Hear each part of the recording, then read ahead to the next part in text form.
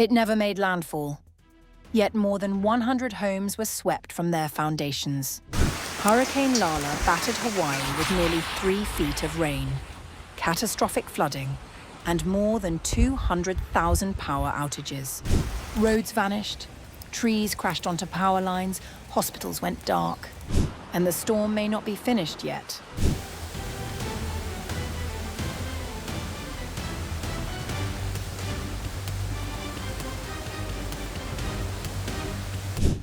It never made landfall, and yet Hawaii is counting the damage as though it had. Hurricane Lala skirted the Big Island's coast, close enough to unleash catastrophic flooding without ever making a direct hit. By August 16th, the storm had weakened to a tropical storm, but not before dumping close to 3 feet of rain in some areas and pushing more than 100 homes off their foundations. This is what the rainfall looked like. It was actually 32 inches of rain in Lapahoihoi. 32 inches of rain. Unbelievable. And, you know, in a short period, just a few hours when that happens, they were getting 2 inches of rain per hour. That means all kinds of damage, and frankly, that's going to be major recovery. The Honolulu Fire Department fielded more than 600 weather-related calls by midday on August 16th alone. Among them, 147 reports of fallen trees. Roofs peeled back, power lines came down, and one swimmer had to be pulled from rough water. Across the islands, the toll on infrastructure kept climbing.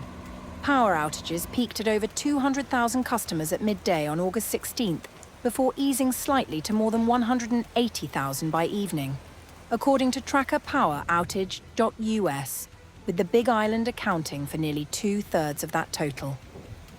3 hospitals switched to generator power. Roads and several small bridges sustained damage, complicating access to some communities. But you're going to continue to hear about loss of power. We'll get more updates for you on that, but about 200,000 individual households lost power, and it's going to take time for HECO to get that back online.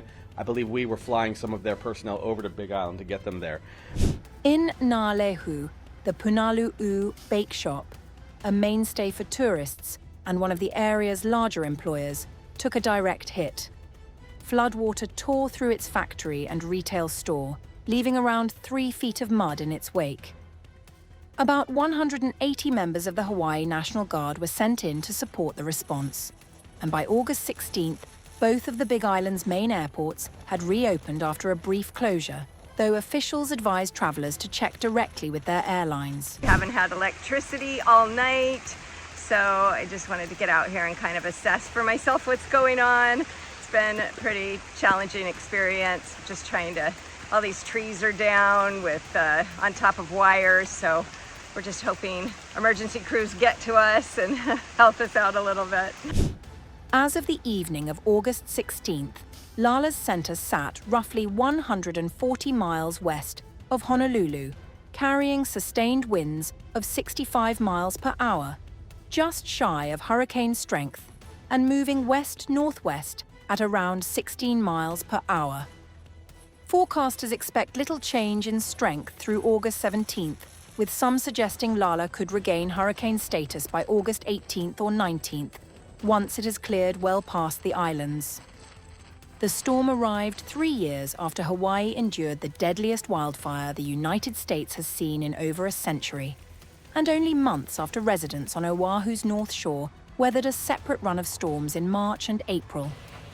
For many, the anxiety of this weekend felt familiar, even if the damage this time told its own story.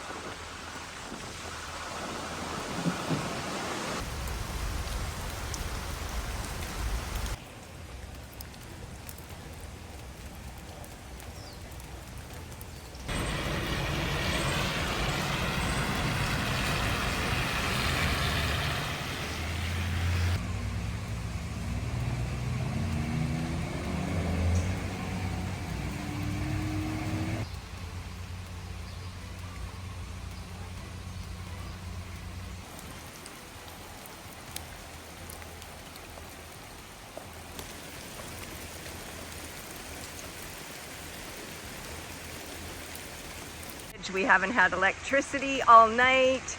So I just wanted to get out here and kind of assess for myself what's going on. It's been a pretty challenging experience, just trying to, all these trees are down with on top of wires, so we're just hoping emergency crews get to us and help us out a little bit.